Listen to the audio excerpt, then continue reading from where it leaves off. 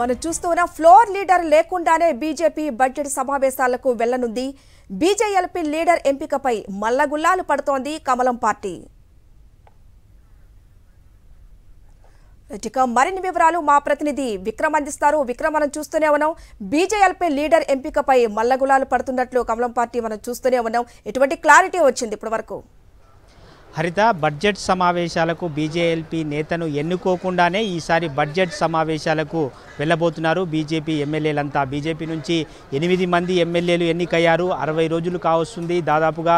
అయినప్పటికీ ఇంకా బీజేఎల్పీ నేత ఎంపికపై ఇంకా నాంచవేత ధోరణినే అవలంబిస్తున్నట్టు స్పష్టంగా అర్థమవుతుంది. మనం చూసుకోవచ్చు, బీజేఎల్పీ నేత ఎవరు కావాలి అన్న దానిపై కొంచెం పోటీ నెలకొన్న నేపథ్యంలో 3 సార్లు ఎన్నికైన రాజాసింగ్ ఈసారి ఉండబోను అని చెప్పి స్పష్టంగా చెప్పిన నేపథ్యంలో మిగతా 7 మంది ఎమ్మెల్యేల్లో కూడా ఎవరికి బీజేఎల్పీ నేతను బాధ్యతలు అప్పగిస్తారు అన్న దానిపై చాలా ఆసక్తికరమైన చర్చ నెలకొంది. ఏలేటి మహేశ్వర్ రెడ్డి రెండోసారి ఎమ్మెల్యేగా ఎన్నికయ్యారు. అతను బీజేఎల్పీ నేతగా ఆశిస్తున్న పరిస్థితి ఉంది.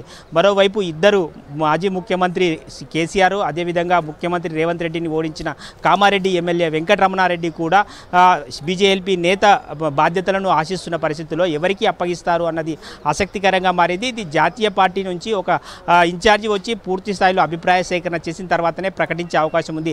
చాలా రోజులుగా ఈ అంశం పెండింగ్లో పడుతూనే ఉంది. ఈ నేపథ్యంలో బడ్జెట్ సమావేశాల్లో బీజేఎల్పీ నేత లేకుండానే బీజేపీ ఎమ్మెల్యేలంతా అసెంబ్లీ సమావేశాలకు హాజరవుతున్నారు. అయితే బీఏసీ సమావేశానికి మాత్రం కామారెడ్డి ఎమ్మెల్యే వెంకటరమణారెడ్డి, అదేవిధంగా ఎమ్మెల్సీ ఏవిఎన్ రెడ్డి ఇద్దరు కూడా హాజరు కావాలని చెప్పి బీజేపీ రాష్ట్ర అధ్యక్షుడు కిషన్ రెడ్డి సూచించారు. ఈ మేరకు ఆ ఇద్దరు కూడా బీఏసీ సమావేశానికి వెళ్లే అవకాశం ఉంది.